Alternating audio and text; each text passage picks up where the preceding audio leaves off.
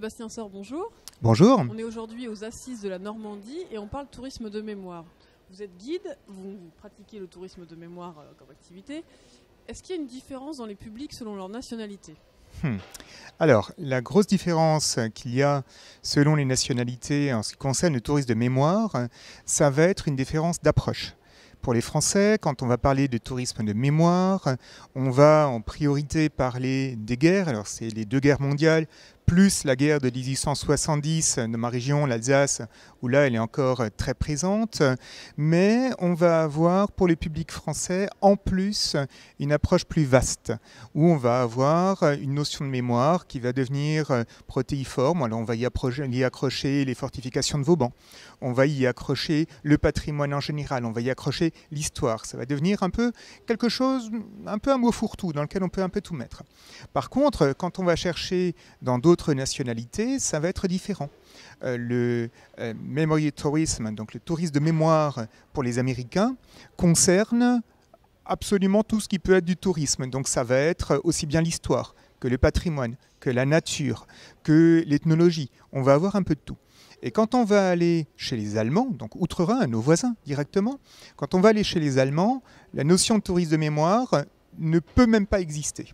En fait, elle existe dans les faits, puisqu'on va effectivement visiter les sites de mémoire qui sont valorisés en tant que tels, mais on ne va pas le penser en tant que tourisme de mémoire.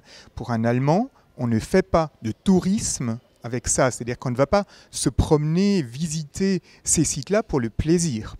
Ça va être des sites qui vont servir à la pédagogie, qui vont servir à la formation des jeunes, qui vont permettre à la formation du citoyen, donc au sens le plus noble du terme. Et donc on ne va pas chercher à aller simplement faire ça en plus d'autres choses, aller à la plage le matin et puis l'après-midi aller visiter un musée sur la Seconde Guerre mondiale.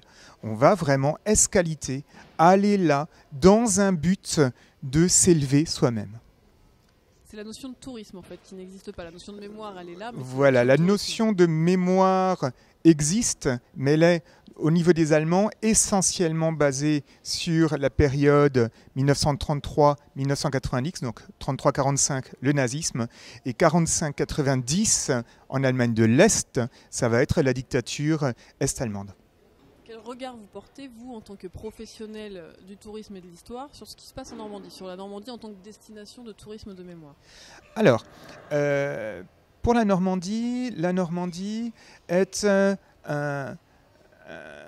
un exemple majeur de ce qui peut être fait dans une région sur le tourisme par rapport à un fait historique. Je préfère parler de fait historique que de sites de mémoire, lieux de mémoire, parce que là on va chercher une notion compliquée, mais fait historique. Donc le fait historique bataille de Normandie, la Normandie a très bien joué cette carte-là, la carte de nous avons ça, on va transformer ces événements en quelque chose qui nous permettra de devenir une destination majeure. Et donc la Normandie est aujourd'hui sans doute le modèle européen, voire mondial, pour ce type de tourisme-là. Après, il faut faire attention aux évolutions.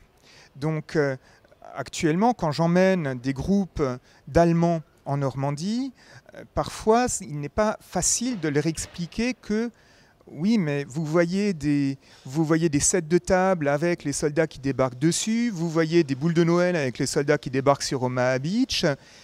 Ça fait partie aussi parce que on fait du tourisme pour aussi faire de l'argent. Le tourisme, ce n'est pas uniquement pour que l'humanité s'élève aussi. Mais pas uniquement, il s'agit aussi quand même d'avoir quelque chose d'économique derrière.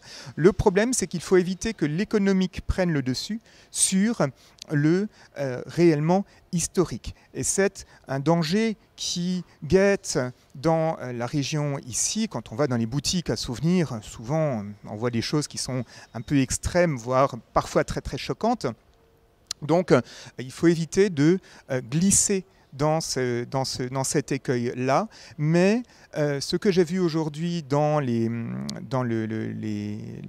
journée d'aujourd'hui, dans les différentes interventions, m'a vraiment rassuré sur l'avenir du tourisme en Normandie. On sent vraiment qu'il y a une volonté de toujours revenir sur ce qu'on a déjà fait, toujours être critique, avoir un regard critique sur ce qui se passe dans la région, toujours chercher de nouvelles façons de faire, chercher de nouveaux publics, chercher à comprendre comment ça se passe ailleurs, aller voir à d'autres endroits, ne pas s'endormir sur ses lauriers. Et donc je pense que l'avenir du tourisme historique en Normandie est assuré.